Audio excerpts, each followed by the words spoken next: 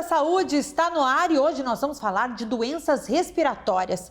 Eu converso aqui com a doutora Miriam Beatriz Gruppenmacher, ela é otorrinolaringologista, especialista em cirurgia facial pela Universidade de Harvard, nos Estados Unidos. Olá, doutora. Oi, tudo bem?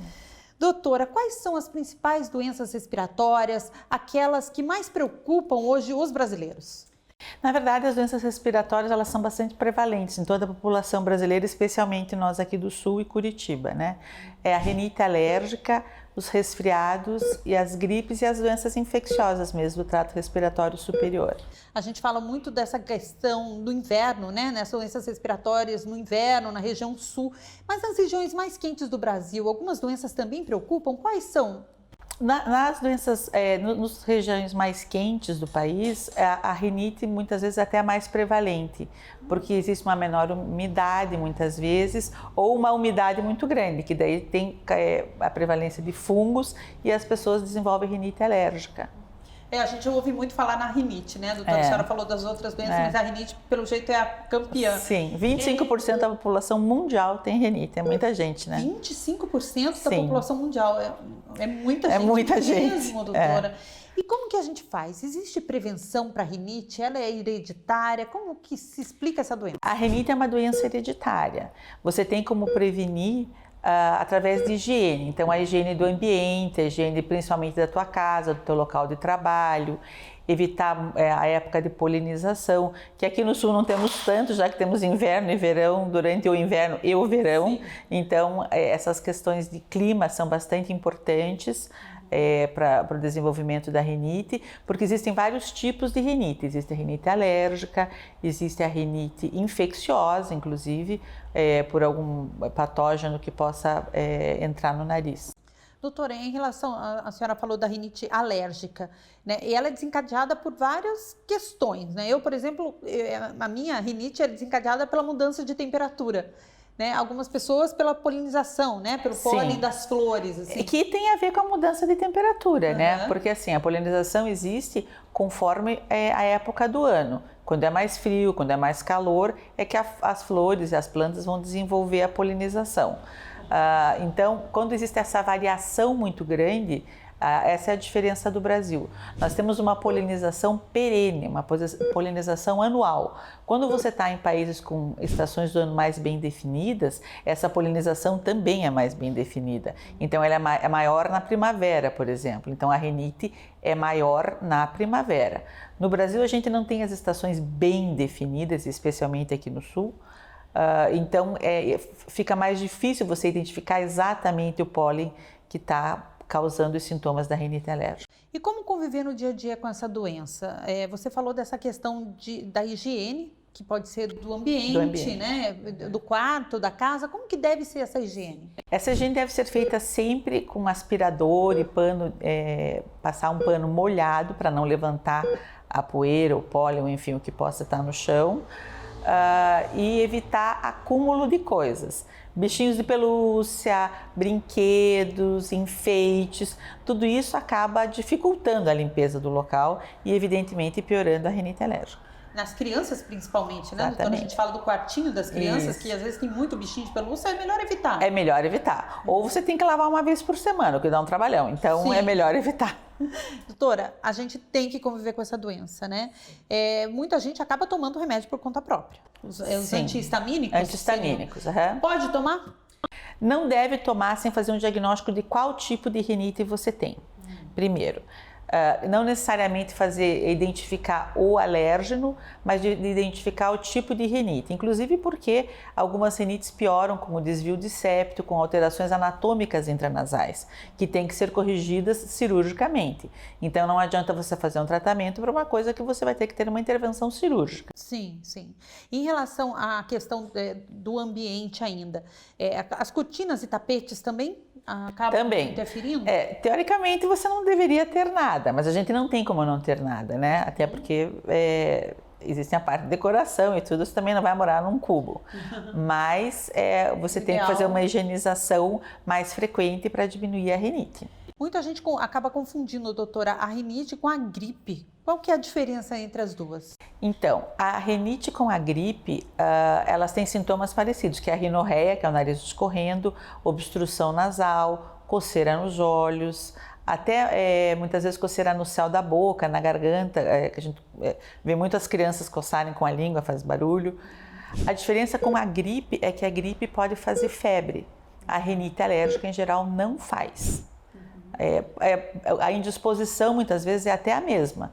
Mas a diferença é que a gripe tem um viés mais infeccioso e a rinite alérgica tem um viés mais inflamatório, né?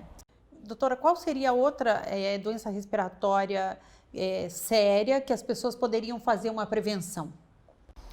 Uma prevenção que poderia ser feita seria a parte obstrutiva mesmo, mecânica, que é aquela parte que eu te falei da obstrução pelo desvio de septo e hipertrofia dos cornetos. Isso a gente tem que fazer uma avaliação com tomografia, com alguns exames complementares, uma videonasofibroscopia, para poder fazer esse diagnóstico. E as pessoas podem usar, é importante entender que a rinite alérgica, a diferença da gripe, é uma doença crônica. Não existe cura para a rinite alérgica. É como uma pressão alta, como diabetes. A diferença é que, claro, ela não vai matar, mas ela tem que ser tratada. E quando ela é tratada, você passa praticamente assintomático, dependendo do nível da rinite que você tiver. Agora, se você deixar de tratar, não é que ela volta, ela nunca foi embora, ela só estava sob controle. Então as pessoas acham que tem crise, mas não é que tem crise, é porque tem a crise e toma um remédio, passou, daí para. Daí para porque fala, não, já estou bem, já me curei. Não, não curou. Você simplesmente está sob controle. A medicação é diária, os medicamentos são extremamente seguros para o tratamento com acompanhamento médico, mas tem que ser feito esse acompanhamento e tem que se usar a medicação. Isso é importante chamar a atenção das pessoas que estão em casa, doutora, que muita gente existe automedicação, não é? Então, assim, a vizinha da tia indicou, olha, tem um remédio para alergia que passa, não é? Então, é importante ter um acompanhamento de um médico otorrino. Porque inclusive os remédios da rinite evoluíram bastante. Como eu te falei, são medicamentos extremamente seguros. A medicação que antes dizia, não vou tratar a rinite porque o remédio dá sono. Isso não existe mais, esse remédio que dá sono. Existem alguns remédios que dão sono, mas em geral são os da automedicação. Então, por isso que é importante você procurar um especialista. Muita gente também indica, tem um chazinho de camomila é bom para rinite. Essas terapias naturais, você indica? O que você diz? Olha, eu não tenho muito conhecimento dessas terapias naturais como controle. Eu acho que deve dar um conforto pessoal, você tomar um chazinho. A pessoa se acalma. Exatamente. Agora, como tratamento crônico, você vai tomar um chazinho todo dia, daí eu não sei se isso vai resolver. Tá certo. Doutora, em relação ainda a doenças respiratórias, nós temos também muita gente que tem asma, bronquite. Como se cuidar para não ter essas doenças? Elas também são hereditárias? Asma e bronquite, em geral, são doenças hereditárias também. Elas podem ser desenvolvidas na vida adulta, mas é um outro tipo de asma e bronquite. E elas têm a ver com a rinite alérgica. As pessoas que têm rinite alérgica têm um maior substrato genético para desenvolver asma e bronquite. Inclusive, existem vários trabalhos que provam que um tratamento da rinite melhora o aparecimento, diminui, né, de asma e bronquite, porque existe um reflexo que chama-se nasotraqueobrônquico. Se você não tem o primeiro sintoma no nariz, você provavelmente vai desenvolver uma asma ou uma bronquite com menos frequência e até de uma intensidade menor. Por isso que é importante, de repente, fazer esse diagnóstico na infância já, não é, doutora? Sim, é muito importante. Hoje as pessoas são mais bem esclarecidas, né, em relação a isso. A gente vê que os pais procuram prestar atenção nos filhos, porque vão para a escola muito cedo também e acabam fazendo quadros de rinite com mais frequência, e gripe, infeccioso, enfim. Isso tem que ser tratado desde pequeno, porque na puberdade, espontaneamente, a rinite pode ter uma remissão. Mas é espontâneo, não foi porque você tratou desde a infância. Espontaneamente pode desaparecer por questões hormonais. Em relação à asma, quando já está instalada a doença, né? Quais são os cuidados que a pessoa tem que ter no dia a dia para não ter esses ataques? A gente ouve relatos bem graves e trágicos às vezes. A asma de difícil controle, que são esses, assim, com esses relatos mais graves, como o próprio nome diz, já é de difícil controle. Então você procura a mesma higiene que você faz para rinite em relação a pó, a pólen, tem que ser feita, mas é muito importante você fazer um tratamento com o pneumologista, que é o especialista que trata esse tipo de doença. De maneira geral, doutora, a senhora sempre reforça essa questão da higiene do ambiente e tem a questão também do higiene do nariz mesmo, da parte interna. Lavar o nariz é importante, lavar internamente? Como que deve ser feita essa higiene? O nariz é o filtro, né? A gente tem que lembrar que o nariz é um filtro, ele serve para aquecer, umidificar e para filtrar o ar externo. Então o que a gente tem que fazer é lavar com soro. Só que é extremamente ruim, né? Porque você quando joga o soro você se afoga. Então hoje em dia existem vários soros que já estão num formato de spray que você pode lavar o nariz, que deveria ser feito pelo menos umas 3, 4 vezes ao dia. Soro fisiológico. Soro fisiológico. E até água. Se você quiser lavar com água da torneira, pegar um cotonete e limpar, mas isso sempre demanda um cuidado maior, porque muitas vezes você põe o cotonete de forma errada no nariz e você machuca.